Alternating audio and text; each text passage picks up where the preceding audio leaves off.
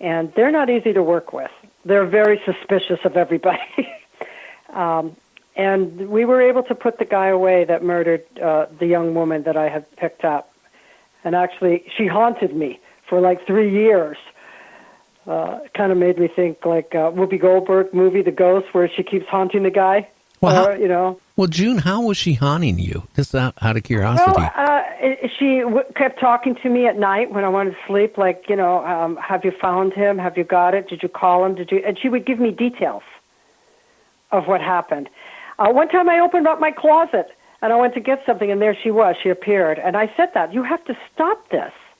You have to leave me. And then my son was only about 3.5, maybe 4. I actually still have it on cassette tape. Remember the old cassette tapes? Oh, yeah. And he told me information.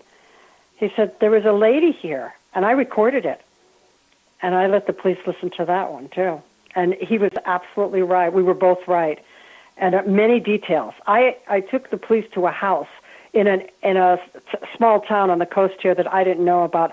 I got the name and the address and told them where it was and what color the house was.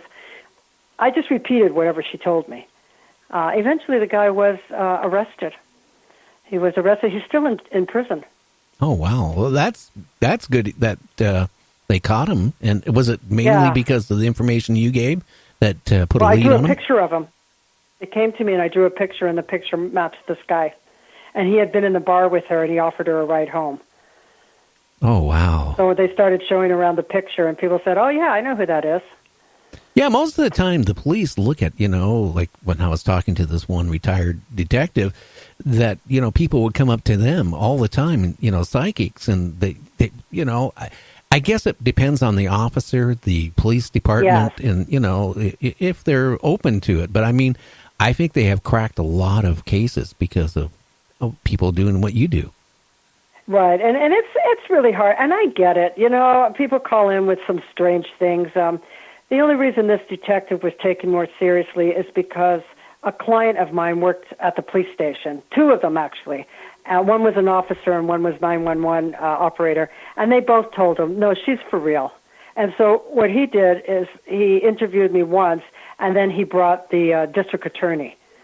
And the district attorney said, my wife heard about you. She said I had to come. Oh, wow. And there was one point where I was sitting in the back with a grill in front of me. I'm sitting in the back, and I gave them some information that they didn't even release to the family. And the detective pulled off at the side of the road. He says, I can't believe this. He had to pull off the road and park. He says, I can't believe you know this. How do you know this? I said, well, you're taking me out and driving me all over and asking for locations, and now I just told you. Yeah, that would be nerve-wracking right there. Who wants to really work with the police kind of thing? Not that I'm against the police, don't get me wrong, but, they're questioning you, and they're really questioning you. Well, they're bringing up a lineup of people. And because they might think you know something, or it could have been involved or something. But you know what? You have to understand, they get a lot of weird people coming in. They get a lot of weird people. Last week on the news, there was a guy who went up to the police department, turned himself in for killing Abraham Lincoln. Yeah, I really feel for them. They deal with such strange things more than you and I even want to deal with in our lifetime. So I have respect for that. And I worked on a few other cases, and some of the officers were acted disdainfully toward me, and some of the, especially the detectives, they had a greater ability to work with me in a more effective way. Well, I had a medium on my show here months ago who actually, the Casey case, Ramsey Casey or whatever case. Yeah. Yeah, she was contacted. She did her thing, and then she kept trying to tell them where the body was. But at that point, I guess the father was whatever he was doing, just kind of like, hey, don't call anymore. She finally told the police where it was. And guess what? When they did find it, I guess from the postman or whatever, it was right in the same area where she said it was.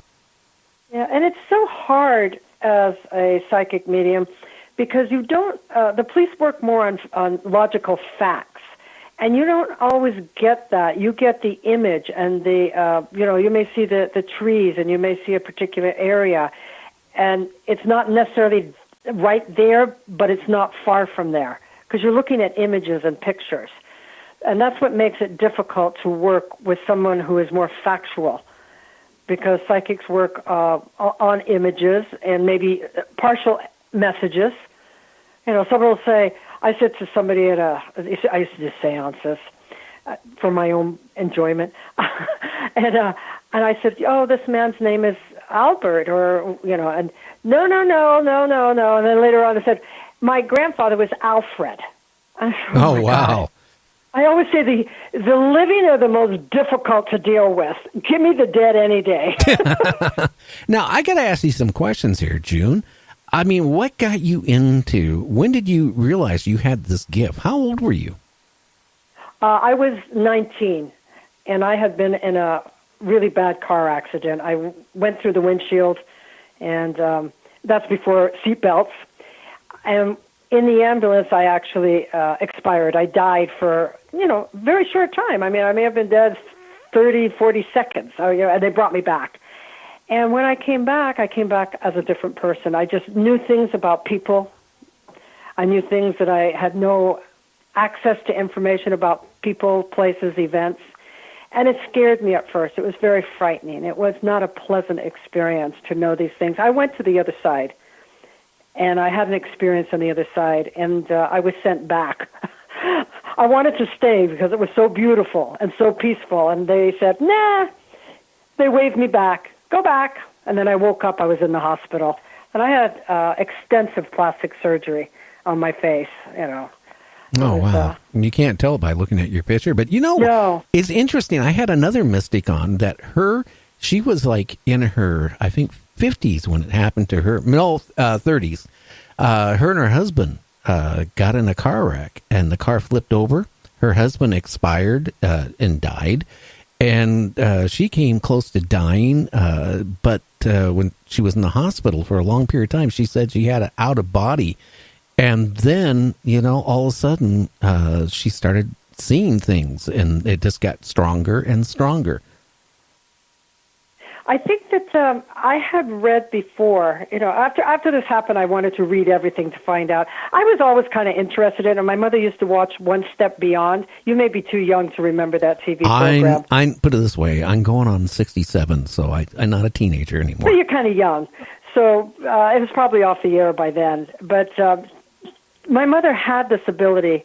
Her brother from World War II had appeared to her, and then they found out the next day he had died. But she was a good Catholic, so she denied it. Oh no, better not do this. So we were always kind of interested in, but kind of in a joking-like way. So I don't know if it was kind of an ability passed on, but what I have read, what I was going to say, is that often people that have had a head injury of some kind or being electrocuted will come back and have these kind of abilities. And I think it must be a part of the brain that we all have, but we have not accessed. So I think it is something in the brain. Well, I think we all have it, and you're right on that, and we all experience it a little bit in our life. But I think something like the trauma of, dying and being brought back, or very near death experience where, you're in and out of death, all of a sudden something in the brain starts functioning on a regular basis, where before it could be just like, oh, I went in the store, everything played out just like in my dream last week. No, it gets really more, in depth and in tune. And have you found yourself being scared, or has it caused any problems with relationships or with friends or anything?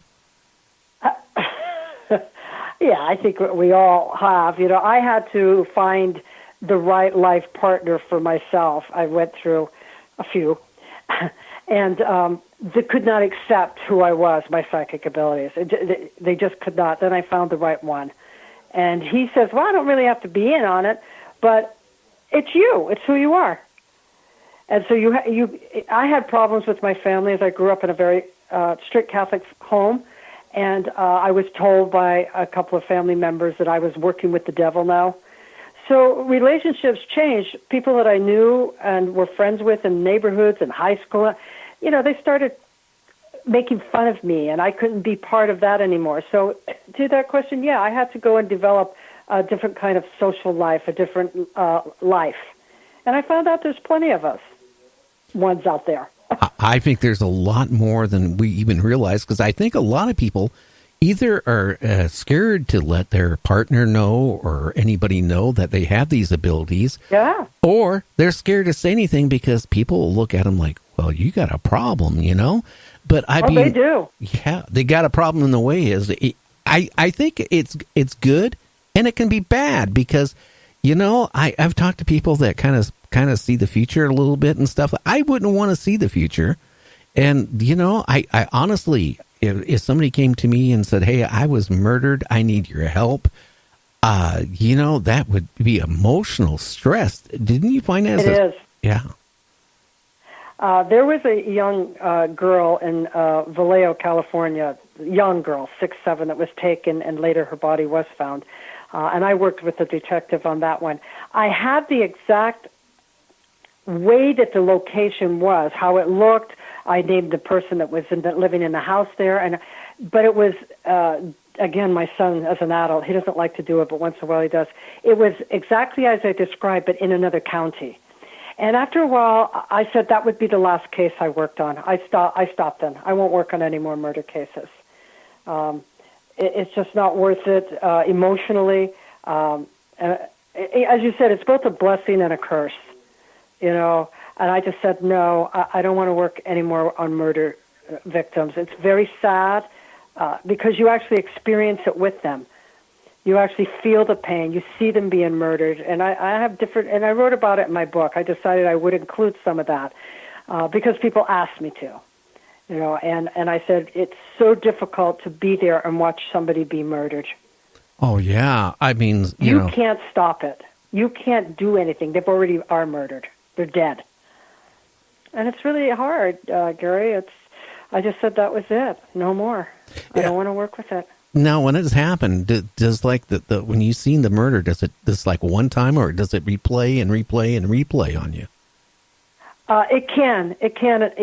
Yes, absolutely. Until I can share it.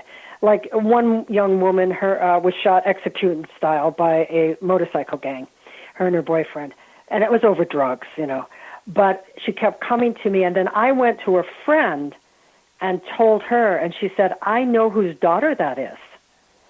So, the spirit led me to the right person. And I said, whose is it? And she mentioned who it is. And the woman didn't want to talk to me at first. She was very angry at me for even bringing it up because her daughter was her only child, and she was an angel to her. She didn't want to believe her daughter was shot because of her lifestyle. And so finally the mother talked to me. And once I talked to the mother, and we were crying, holding hands. Once that happened, then the spirit left me alone. That spirit actually went to my younger sister's apartment and we took the baby swing. And my sister said she's sitting there and the swing started going crazy. And when she got scared, the spirit came to her and said, have your sister come over here. So my younger sister called me and said, you need to come here. Somebody wants to talk to you. Oh, wow. Now, are you the only one in the family that ended up with a gift? No, they have it, but they're not interested in either developing it or using it. They do have it. I have a niece who sadly passed from cancer last year. She and I worked together more. She had it very strong, and she and I would toss cases around because I have worked on several different cases. And she would give me some information, and I'd give her. We kind of like fact-checking each other. Oh, wow. Like, what did you pick up? What did I pick up? And then we would compile it, and we would give it to the detective. Well, that sounds like a thrilling life, to be able to do all this stuff. Now, how many books, June, have you written? I have written 4 books, and my latest one is How to Talk with Spirits, mediums, seances, ghost hunts. There's different ways to talk. You can go have it done, or you can go to a gathering, a spirit communication gathering, also known as a seance. 2 of my books are novels. One is about a little psychic girl that the family doesn't like her, and she's punished by what she says. My first book was How to Have a Professional Psychic Reading, The Timeless Counselor, and what to expect from a reading.